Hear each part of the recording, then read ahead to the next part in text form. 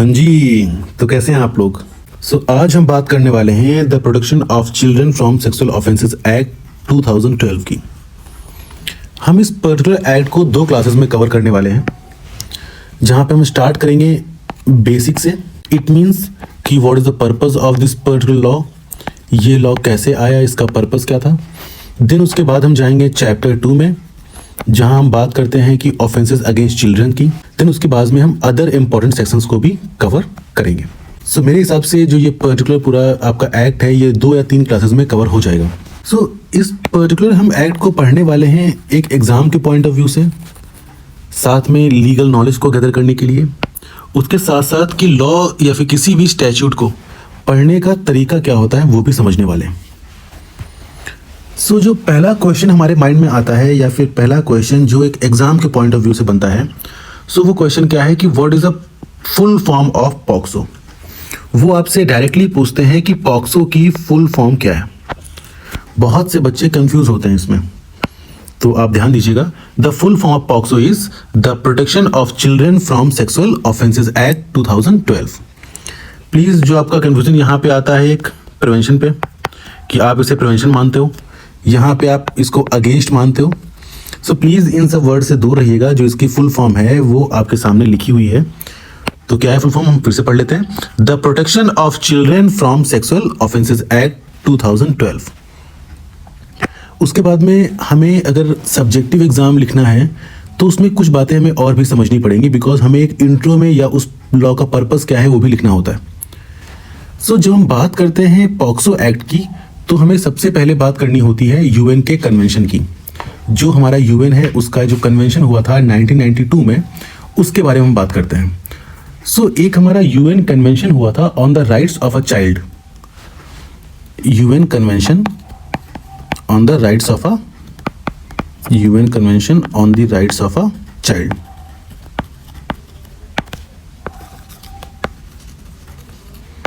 ये आपका 1992 में हुआ था, जहां पे जो हमारी यूएन की जनरल असेंबली है उसने अडॉप्ट किया था इस पर्टिकुलर लॉ को, कि हाँ, हमें चिल्ड्रंस के राइट के लिए लॉज को बनाना चाहिए, उन लॉज को स्ट्रेंथन करना चाहिए। और उसका पर्पस, हमें इसका भी पर्पस है कि ये नीड क्यों पड़ी यूएन को इस बारे में कन्वेंशन में, मनी। अब इस ब्लैक मनी वर्ड को सुनते ही जो पहला ख्याल मन में आता है वो करप्शन का ही आता है, क्योंकि हमारे इंडिया में बार बार हम देखते हैं न्यूज़ में करप्शन की बात होती रहती है। बट जो ब्लैक मनी का जो मेन सोर्स है वो आपका है ह्यूमन ट्रैफिकिंग। क्या है? Human trafficking. और जब हम बात करते हैं ह्यूमन ट्रैफिकिंग की, तो वहाँ पे चिल्ड्रंस का इन्वॉल्वमेंट 90% रहता है, और यू कैन से 70 to 90% के बीच में रहता है। कहीं ना कहीं जो चिल्ड्रंस हैं वो ह्यूमन ट्रैफिकिंग का ज़्यादा शिकार बनते हैं। तो इस ट्रैफिकिंग को, इस ब्लैक मनी को रोकने के लिए हमें चिल्ड्रंस के लिए, उनकी सेफ्टी के लिए, उनके लॉज को, उनके राइट्स को स्ट्रेंथन करना पड़ेगा। उसका इम्पैक्ट कहीं ना कहीं हमारे चिल्ड्रंस को राइट मिलेंगे, और दूसरा ब्लैक मनी भी कंट्रोल होगा। 1990s के टाइम पे, उस टाइम पे ब्लैक मनी को कंट्रोल करने के लिए यूएन ने बहुत ज़्यादा कोशिशें की। तो उन प्रयासों में, उन कोशिशों में एक कोशिश ये भी है। ये मैंने आपको बैकग्राउंड दे दिया, इसको इतना लिखने की जरूरत नहीं है। हाँ, ये प्लीज़ आप ध्यान रखिएगा, अपनी कॉपी में लिख लीजिए। UN convention on the rights of a child 1992। जब भी कोई इंटरनेशनल ऑर्गेनाइजेशन जिसका इंडिया सिग्नेटरी है, कि हाँ, इंडिया भी उस इंटरनेशनल ऑर्गेनाइजेशंस का पार्ट है, अगर वो किसी लॉ को बनाने के लिए कोई भी गाइडलाइंस देता है, तो हमारी पार्लियामेंट है उसके पास में अंडर आर्टिकल 253 पावर है कि वो उन लॉज को कंट्री में बना सकती है और इन्फोर्स कर सकती है। आपको ये आर्टिकल भी ध्यान में रखना होगा। इसके साथ साथ अंडर आर्टिकल, मैं साइड में लिख रहा हूँ, under article 15 clause 3, parliament has a right to make the laws for the welfare of childrens. Parliament के पास में राइट है लॉज बनाने के लिए for the welfare of childrens also. फिर हम एक आर्टिकल और देखते हैं जो बारे में ये भी बोलता है कि पार्लियामेंट की ड्यूटी है to make the laws for the welfare of children. हमें इन 3 आर्टिकल्स को याद रखना है अपने एग्जाम के पॉइंट ऑफ व्यू से, डिस्क्रिप्टिव एग्जाम के पॉइंट ऑफ व्यू से, और कहीं ना कहीं ये ऑब्जेक्टिव में भी ये क्वेश्चंस आर्टिकल 253 से बन सकता है। हमें आर्टिकल 253 को भी ध्यान में रखना पड़ेगा। देन हम बात करते हैं पॉक्सो एक्ट की। पॉक्सो एक्ट के कुछ इंपॉर्टेंट फैक्ट्स जो एग्जाम के पॉइंट ऑफ व्यू से इंपॉर्टेंट है, पहले हमें उनको ध्यान में देना होगा, देन हम सेक्शंस पे मूव करेंगे। सो जो पहला क्वेश्चन आपके एग्जाम में बार बार आता है वो क्वेश्चन क्या है, what is the enforcement date. Enforcement date क्या है, what is the enforcement date. So जो हमारा पॉक्सो एक्ट है उसकी enforcement date 14th of November 2012 है। क्या है, what is the enforcement date, 14th of November 2012। Please इसको ध्यान में रखिएगा और अपनी कॉपी में लिख लीजिए, ये भी आपके एग्जाम के पॉइंट ऑफ व्यू से बहुत ही इंपॉर्टेंट डेट है। Then they will ask you how many sections are there, so there are 46 sections. How many chapters are there, there are 9 chapters. ये दो पॉइंट्स भी आप याद रखिए तो एक आपके लिए अच्छा ही रहेगा। Then come to the second part, फिर हम ये बात करते हैं what is the meaning of children. Children का मतलब क्या होता है, जो इन्होंने एक वर्ड यूज किया है बार बार चिल्ड्रन का, इसका मतलब क्या है, it means the child below the age of 18 years. ऐसा बच्चा जिसकी एज 18 साल से कम हो। They are using the word children, not boy और गर्ल। इन्होंने बॉय और गर्ल वर्ड यूज नहीं किया, इन्होंने वर्ड क्या यूज किया है, इन्होंने वर्ड यूज किया है children. It means it is a gender neutral law, it is a gender neutral law. So who is a child, a person who is below the age of 18 years. So उसको हम क्या बोलेंगे, child बोलेंगे या children बोलेंगे। फिर हम बात करते हैं इसको याद करने के तरीकों को। जैसे मैंने बोला है कि हम लोग इस पर्टिकुलर क्लास को 2 या 3 वीडियोस में कवर करने वाले हैं। सो सबसे पहले हम कवर करने जा रहे हैं chapter number 2। Chapter number 2 deal करता है आपका सेक्सुअल ऑफेंसेस अगेंस्ट चिल्ड्रन। ये आपका सेक्शन नंबर 3 to 12 से डील करता है। चैप्टर नंबर 2 आपका सेक्शन नंबर 3 to 12 से डील करता है। अब इनको याद करने का बहुत एक आसान तरीका मैं आपको बता दूं, जितने भी ऑड नंबर के सेक्शंस हैं एज लाइक 3, 5, 7, 9, 11, यहाँ पे ऑफेंसेस डिफाइंड है। जितने भी आपके इवन नंबर के सेक्शंस हैं वहां पे पनिशमेंट डिफाइन है, 4, 6, 8, 10 and 12।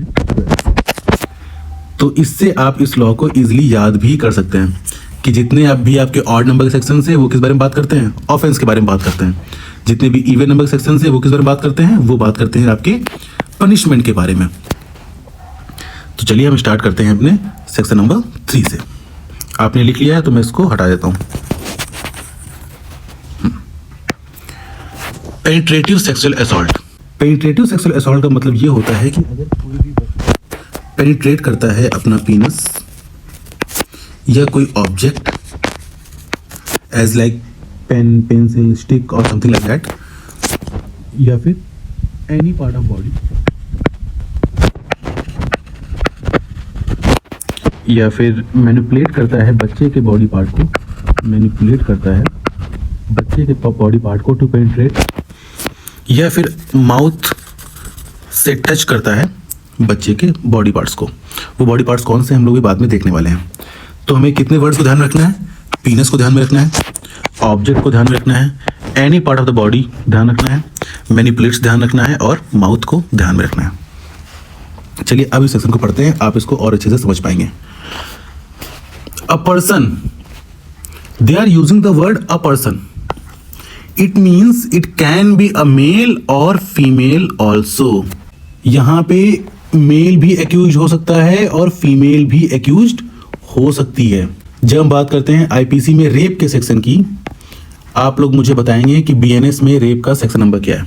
कमेंट सेक्शन में आप बताइए कि रेप का सेक्शन नंबर क्या है बीएनएस में और आईपीसी में क्या था। ओके, ये आप लोगों के लिए क्वेश्चन बन गया है। सो जब भी हम बात करते हैं रेप के बारे में तो वहां पे एक वर्ड यूज हुआ है व्हेन अ मैन, बट हम जब पेनिट्रेटिव सेक्सुअल असॉल्ट के पढ़ना शुरू करते हैं तो यहाँ पे वर्ड यूज हुआ है a person. It means the accused can be a male also or female also. So a person is said to commit penetrative sexual assault if, कब होगा भाई, if he penetrates his penis to any extent, there is no need of full penetration. जरूरी नहीं है कि full penetration ही हो. To any extent, mere a touch of a penis into the vagina, mouth, urethra or anus of a child will amount to penetrative sexual assault. Again, if he penetrates his penis to any extent into the vagina, mouth, urethra or anus of a child or makes the child to do so with him or any other person. अगर कोई person penetrate करता है अपना पीनस किसी भी extent तक into the vagina, mouth, urethra और anus of a child और makes the child to do so with him, या चाइल्ड से बोलता है कि आप मेरे साथ में ये ऑफेंस करिए, इट मींस या फिर एक्ट करिए। कोई पर्सन या तो खुद से पेनिट्रेट करता है या चाइल्ड से पेनिट्रेट करवाता है क्या, पीनस, to any extent into the vagina, mouth, urethra or anus of a child, then this particular act will amount to penetrative sexual assault. Or he inserts to any extent any object or a part of a body, not being the penis, into the vagina, urethra, anus of a child or makes the child to do so with him or any other person. Then C में क्या लिखा हुआ है? He manipulates any part of the body of a child. अगर वो body के किसी part को मैनिपुलेट करता है. What is the meaning of manipulates here? The word manipulates means uses. What? Uses. If he uses any part of the body of a child so as to cause penetration into the vagina, urethra or anus or any part of the body of a child or makes the child to do so with him or any other person. तो यहाँ पे manipulates का मतलब क्या है? Uses. Then come to the D part. If he applies his mouth to the penis, vagina, anus, urethra of a child or makes the child to do so with him, with such person or any other person. So यहाँ पे हम देखते हैं कि जो हमारे important words हैं वो क्या है? If he penetrates his penis, पहला हमारा इंपॉर्टेंट वर्ड आता है penetration of a penis, then penetration of any object और any part of the body, then manipulates any part of the body of a child, then applies his mouth. अगर हमें ये 5 word ध्यान में हैं तो हम इस सेक्शंस को याद कर सकते हैं, बिकॉज आगे के फ्रेजेस कहीं ना कहीं सेम है। सो पेनिट्रेटिव सेक्सुअल असॉल्ट की पनिशमेंट क्या है? तो मैंने क्या कहा था आपसे कि पनिशमेंट कहां दी हुई है? इवन सेक्शन नंबर पे। सो पनिशमेंट है आपकी मिनिमम 10 ईयर्स। कितनी? मिनिमम 10 ईयर्स और maximum imprisonment for a life. Imprisonment for life. But अगर जो चिल्ड्रन है उसकी जो एज है वो 16 ईयर्स से कम है, अगर बच्चे की एज बिलो 16 ईयर्स है, कितनी? Below 16 years, then he shall be punished for the imprisonment of minimum 20 years. Please आप 16 ईयर्स को ध्यान रखिएगा, and maximum imprisonment for a life. तो आपको एग्जाम के पॉइंट ऑफ व्यू से जो पनिशमेंट है ये ध्यान में रखनी है। पेनिट्रेटिव सेक्सुअल असॉल्ट की जो पनिशमेंट है वो क्या है? Minimum 10 years and maximum imprisonment for a life. But in case of the children is below 16 years, then he shall be punished for the minimum 620 years and maximum imprisonment for a life. आपको ये 2 punishments भी याद रखनी पड़ेंगी। Then हम बात करते हैं सेक्शन नंबर 5 की, जो डील करता है एग्रीवेटेड पेनिट्रेटिव सेक्सुअल असॉल्ट। जब ये वर्ड एग्रीवेटेड यूज करते हैं, it means there is a fiduciary relation, भरोसे का कोई रिलेशन था, पूरे पे ले देता हूं मैं, फिड्यूशियरी रिलेशनशिप, या कोई ड्यूटी थी, या हम जिसको बोलते हैं कहीं ना कहीं, जब आप अगर मैं लेमैन लैंग्वेज में बात करूं तो नॉर्मल कोर्स ऑफ एक्शन में क्या होता है कि हम लोग बोलते हैं कि भाई आपसे ये उम्मीद नहीं थी, आप पे तो हमने भरोसा किया था, आपसे ये उम्मीद नहीं थी, आप पे तो हमने भरोसा किया था। इट मीन्स कि अगर कोई नॉर्मल पर्सन ये वर्क करता, ये एक्ट करता, तो मे बी हमें थोड़ा कम दुख होता। बट अगर ये एक्ट पर्सन वाई ने किया है जिसपे हमें ट्रस्ट है, अगर उसने ये एक्ट किया है तो कहीं ना कहीं हमें ज्यादा दुख हो रहा है, हमें ज्यादा तकलीफ हो रही है। मैं इसमें एग्जांपल ले रहा हूं तो इस एग्जांपल को कनेक्ट करिएगा आप प्लीज एक सेक्शन से, तो आपको बहुत ही ईजी होगा समझने में।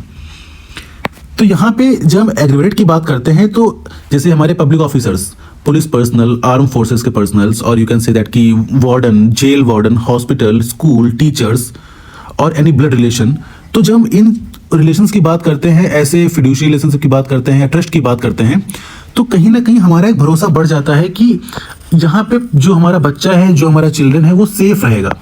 बट अगर यहीं पे बच्चे के साथ में कोई ऐसा एक्ट, सेक्सुअल एक्ट होता है तो इसकी पनिशमेंट हमने बढ़ा दी है।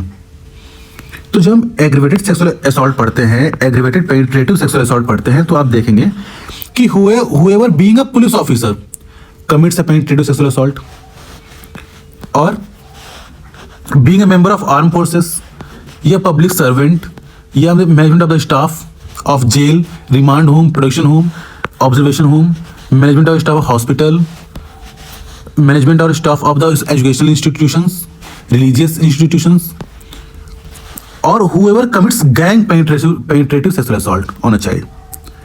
तो हम देख रहे हैं कि चाहे वो पुलिस सर्वेंट हो, जहाँ भी एक ट्रस्ट का रिलेशन है, उनकी ड्यूटी बनती है हमें सेव करना, हमें प्रोटेक्ट करना। जब हम देखते हैं आर्म फोर्स जेल में management of the staff of the jail, हमें यहाँ भी ट्रस्ट रहता है कि यहाँ पर्सन सेफ रहेगा। हॉस्पिटल, हम हॉस्पिटल में जाते हैं कि हमारी बीमारियों का इलाज हो, वहाँ पे लोग सेफ फील करते हैं। या फिर कोई एजुकेशनल इंस्टीट्यूट जहाँ बच्चा पढ़ने जाता है, या कोई रिलीजियस इंस्टीट्यूट जहाँ बच्चा पूजा करने जाता है।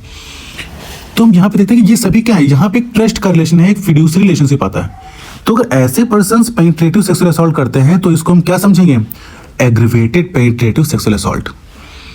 और अगर कमिट्स अ गैंग रेप, अगर किसी ने गैंग रेप किया हुआ है, गैंग पेनिट्रेटिव सेक्सुअल असॉल्ट किया हुआ है, then it will also amount to aggravated penetrative sexual assault. या फिर बच्चे की एज 12 साल से कम है, या फिर जो बच्चा है उसकी जो एज है वो क्या है, 12 साल से कम है, वो आपका मिलता है इस पार्ट में। Whoever commits penetrative sexual assault on a child below 12 years of age, ये आपके एग्जाम के पर्सपेक्टिव से बहुत ही इंपॉर्टेंट है कि अगर 12 साल के बच्चे के साथ में पेनिट्रेटिव सेक्सुअल असॉल्ट होता है, then it will also amount to aggravated penetrative sexual assault. So हमने अभी 3 एजेस देख ली, 18 ईयर्स देखी, 16 ईयर्स देखी, और अब हम क्या देख रहे हैं? 12 ईयर्स। सो 16 ईयर से कम होने पे क्या हो रहा है? पनिशमेंट जो है बढ़ा दी जा रही है। बट 12 ईयर से कम होने पे क्या हो रहा है? वो ऑफेंस को ही हम ग्रेव कर दे रहे हैं, उसको ही हम क्या बोल दे रहे हैं? Aggravated penetrative sexual assault. So आप जिस पूरे सेक्शन को पढ़ेंगे तो आपको कहीं ना कहीं यहाँ पे जो फॉर्म है ऑफेंस की वो ग्रेव दिखेगी, हीनियस फॉर्म दिखेगी, और कहीं ना कहीं ब्रीच ऑफ ट्रस्ट, एक फिड्यूशरी जो आपका रिलेशन है वो ट्रस्ट ब्रीच होते हुए दिखेगा। तो जब भी आप ऐसे एक्ट को देखते हो, then it will comes under the aggravated penetrative sexual assault. So अगर आपको ब्रीफ में समझना है तो यही है कि अगर कोई फिड्यूसरी रिलेशनशिप में है, देन इस ऑफेंस को कमिट करता है, then it will amount to aggravated penetrative sexual assault. या फिर बच्चे के साथ में, तो हम लोग साथ में नोट्स बनाते रहे। तो first one is fiduciary relationship, second one is अगर गैंग रेप हुआ है, मतलब गैंग पेनिट्रेटिव सेक्सुअल असॉल्ट हुआ है, या फिर जो बच्चे की एज है वो लेस देन 12 ईयर्स है। अगर ऐसी सिचुएशंस हैं तो वहां पे जो आपका पेनिट्रेटिव सेक्सुअल असॉल्ट था वो क्या बन जाएगा? Aggravated penetrative sexual assault. इन पॉइंट्स को अपने नोटबुक में नोट कर लीजिएगा, ये आपके लिए इंपॉर्टेंट रहेंगे रिवाइज करने के लिए। और एग्रीवेटेड पेनिट्रेटिव सेक्सुअल असॉल्ट की पनिशमेंट कहां पे दी होगी? सेक्शन नंबर 6 में। तो पनिशमेंट क्या है? Minimum 20 years. Punishment for the aggravated penetrative sexual assault, whoever commits aggravated penetrative sexual assault shall be punished with rigorous imprisonment। कैसी imprisonment? rigorous, for a term which shall not be less than 20 years। so minimum punishment क्या है यहाँ पे? 20 years, but which may extend to the imprisonment for life, which shall mean imprisonment for the remainder of natural life of that person, and shall also liable to fine or with death। it means minimum punishment क्या है? 20 years, maximum death penalty।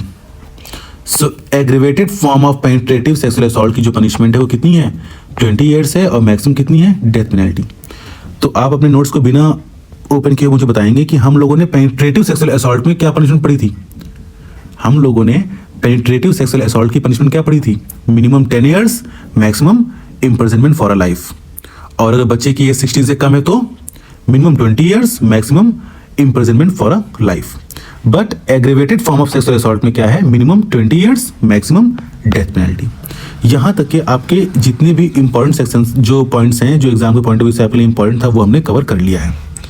Now comes to the section number 7, sexual assault.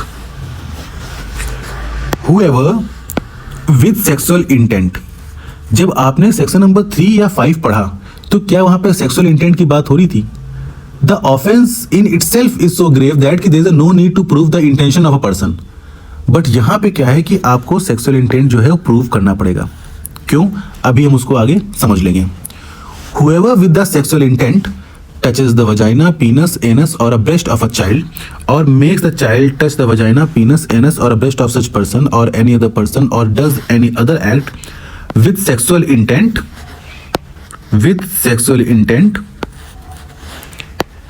which involves physical contact without penetration is said to be commit sexual assault.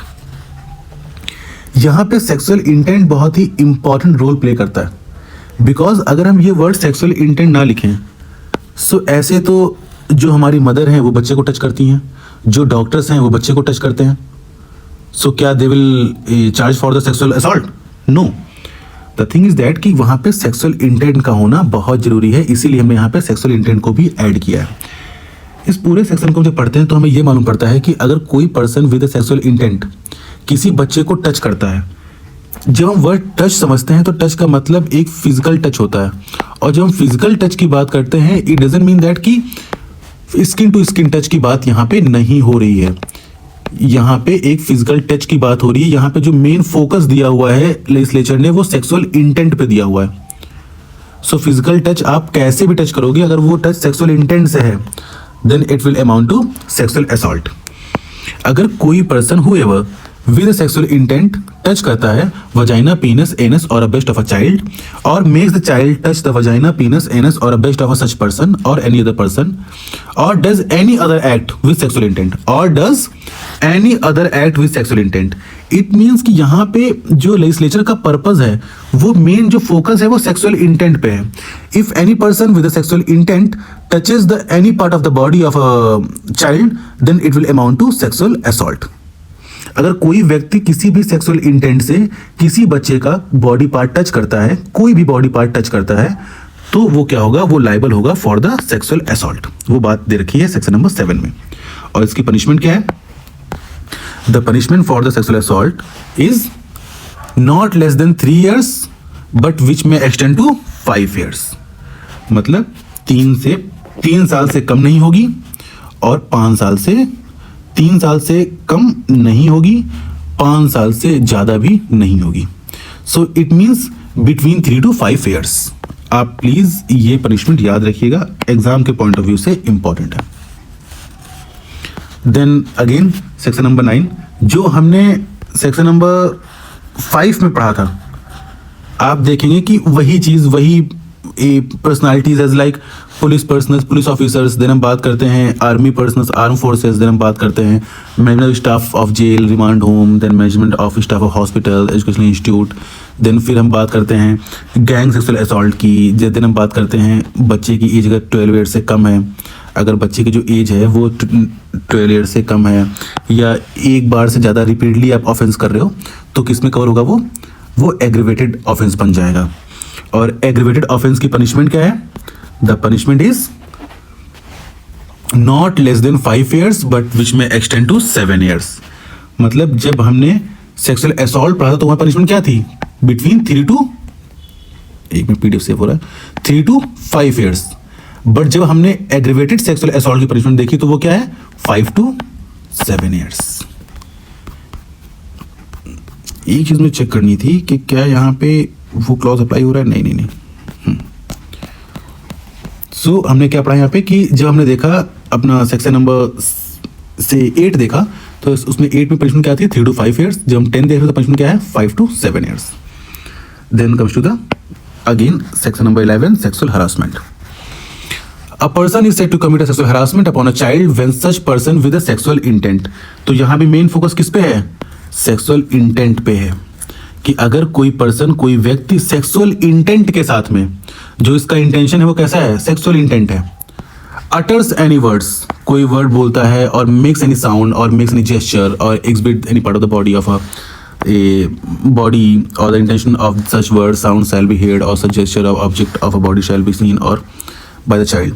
जब इस पूरे section को पढ़ेंगे तो आपको ये समझ में आएगा कि यहाँ पे फिजिकल टच नहीं है, यहाँ पे फिजिकल टच नहीं है, यहाँ पे सिर्फ क्या है? यहाँ पे सिर्फ एक्शंस है, यहाँ पे सिर्फ एक्शंस है. देखिए, utters any word, makes any sound, ये सब क्या है? ये सब एक्ट है, ये जेस्चर्स हैं.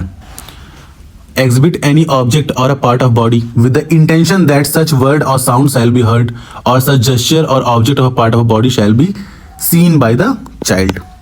Makes a child exhibit his body or any part of his body so it is seen by such person or any other person. Third one is shows any object to a child in any form or media for a pornographic purpose. अगर आप pornographic purpose के लिए किसी भी children को use करते हैं तो आप सेक्सुअल हरासमेंट में भी आप पे चार्जेस फ्रेम होंगे. रिपीटेडली और कॉन्स्टेंटली फॉलोज और वॉचेज और contacts a child either directly और थ्रू इलेक्ट्रॉनिक, डिजिटल और एनी अदर मीन्स.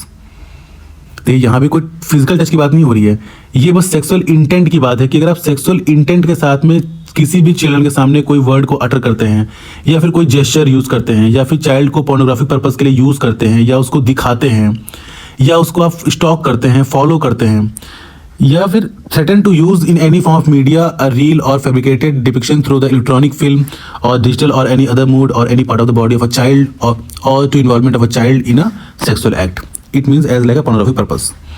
इंटाइसेस मतलब ल्योर, लालच देना, इंटाइस करना, जिसको हम बोलते हैं कि हमने बच्चे को पढ़ा लिया, बच्चे को लालच दे के हमने मना लिया. So entice a child for pornographic purposes और गिव्स ग्रेटिफिकेशन देयरफॉर, या रुपए देकर या कोई गिफ्ट देकर. अगर आप चाइल्ड को पोर्नोग्राफिक पर्पस के लिए यूज करते हैं तब भी आप सेक्सुअल हरासमेंट के लिए भी लाइबल होंगे. It means they are mainly focusing on the sexual intent and no physical act. अगर सेक्सुअल इंटेंट के साथ में फिजिकल एक्ट इन्वॉल्व होता है then it will amount to sexual assault और एग्रीवेटेड सेक्सुअल असॉल्ट. बट अगर physical touch involve नहीं है and with the sexual intent then it will amount to sexual harassment. इतनी बात समझ में आपको आ गई. इसकी पनिशमेंट क्या है? सो पनिशमेंट इसकी है विच में extend to 3 years. Whoever commits sexual harassment upon a child shall be punished with the imprisonment of either description for a term which may extend to 3 years and shall also liable to fine. So punishment क्या है हमारी? 3 years की है. चलिए अब जल्दी से revise कर लेते हैं. अब हमने जितने भी इसमें क्वेश्चंस नोट किए हैं ये सभी क्वेश्चंस आपके एग्जाम के पॉइंट ऑफ व्यू से बहुत ही इंपॉर्टेंट हैं. तो चलिए अब रिवाइज कर लेते हैं. सो रिवाइज करने के लिए इस पे यहाँ पर देखते हैं. सो हमने पेनिट्रेटिव सेक्सुअल असॉल्ट पढ़ा सेक्शन नंबर 3 में. उसकी पनिशमेंट कहाँ पे दी हुई है? 4 में. पनिशमेंट क्या है? Minimum 10 years, maximum life imprisonment. अगर बच्चे की एज 16 years से कम है, अगर बच्चे की एज 16 years से कम है then 20 years, maximum life imprisonment. Then हमने सेक्शन नंबर 5 पढ़ा एग्रीवेटेड पेनिट्रेटिव सेक्सुअल असॉल्ट. फिर हमने 6 में उसकी पनिशमेंट देखी जो मिनिमम क्या थी? 20 years and maximum death penalty. ठीक है.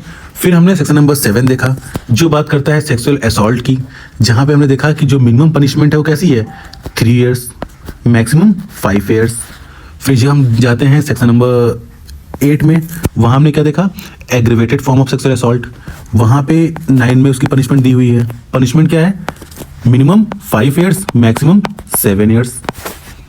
फिर हमें सेक्शन नंबर, मैंने मिस कर दिया, यहाँ पे सेक्शन नंबर 8 होगा, ये 9 होगा, ये 10 होगा. फिर 11 में हमने क्या देखा? Sexual harassment. सेक्सुअल हरासमेंट की पनिशमेंट कहाँ पे दी हुई है? सेक्शन नंबर 12 में. पनिशमेंट क्या है? Up to 3 years plus fine. So ये हमारा एक रिवीजन हो गया. और जब हम बात करते हैं aggravated form of sexual assault की तो वहां पे आप एक एज ध्यान रखना, बिलो 12 years, वो भी आपकी साथ चलेगी. So these are the important points जो हमारे चैप्टर 2 से बार बार एग्जाम्स में पूछे जाते हैं. तो इसको आप एक बार दोबारा रिवाइज कर लीजिएगा. नेक्स्ट वीडियो में जो हमारे अदर इंपॉर्टेंट सेक्शंस हैं रिलेटिंग टू पॉक्सो एक्ट, हम उस बारे में बात करेंगे. Thank you so much everyone. Have a nice day. Thank you so much.